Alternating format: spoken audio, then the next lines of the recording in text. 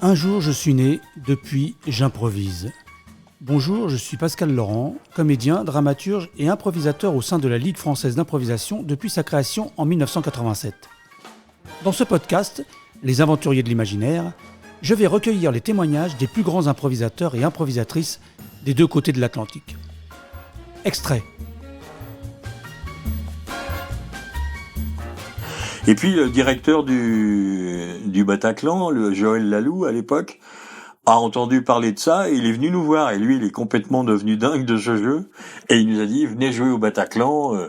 Alors, ça a été la folie tout de suite parce il avait des accointances dans le monde de la pub. Il nous a fait des panneaux immenses qu'on voyait dans tout Paris. Enfin bon, c'était cette salle pleine au Bataclan, c'est les gens accrochés partout sur les lampadaires, c'était la folie. On rencontre plein de gens dans ce métier, mais c'est vrai que dans l'improvisation, ça crée des liens plus forts. Je sais pas pourquoi, mais on a visité des pays imaginaires. On est rentré ensemble dans des mondes inconnus et on a partagé des histoires dans ces mondes-là, quoi. Donc ça crée forcément des liens, c'est obligé. Je me souviens que pour moi, c'est un moment d'émotion qui était énorme. Et voilà, en partant de rien, d'un petit fil qui dépassait, que j'ai tiré un peu et de ne pas m'être écroulé dans un manque de confiance et d'être perdu. Non, je me suis dit, au lieu de me faire dévorer par ma peur, je me suis servi d'elle. Dans quelle mesure l'impro a eu un impact sur le reste de tes activités? L'impro a eu un impact sur ma vie, point. Point. Voilà. Tu sais, je te dirais, on est beaucoup au Québec à avoir découvert l'improvisation à l'école et ça a été l'outil qui nous a gardés à l'école. Je ne sais pas, moi, si je serais restée à l'école tant que ça, si je n'avais pas eu l'improvisation. L'improvisation, le match d'impro a changé ma vie, carrément. Tu sais, si j'ai un enfant aujourd'hui, c'est grâce à l'improvisation aussi. Est-ce que pour toi, ça a été vraiment comme une révélation? Est-ce que ça t'a allumé, comme on dit? Ah oui. Bah oui, parce que c'est une grande liberté.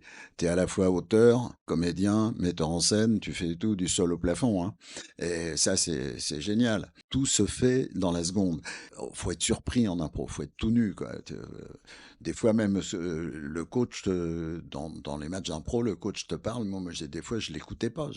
J'essaie de trouver une idée moi-même, tu vois. Mais des fois, il y a un mot du coach, un mot qui t'allume. Et donc, tu rentres et là, c'est très amusant, très, très amusant. Oui, puis il faut que ça soit ludique. C'est-à-dire que moi, dans le cercle, par exemple, ça m'est arrivé plein de fois quand je trouvais que, par exemple, une impro ronronnait, de créer un événement sonore, je sais pas, parce que ça, il y a pas que la musique, il y a aussi des bruitages qui peuvent être importants. Donc, je peux faire arriver un cheval au galop ou un truc comme ça. Donc, ce qui fait que, d'un seul coup, le comédien réagit forcément à ça et l'impro rebondit d'une autre manière et c'est assez jubilatoire quand tout le monde joue le jeu, quoi.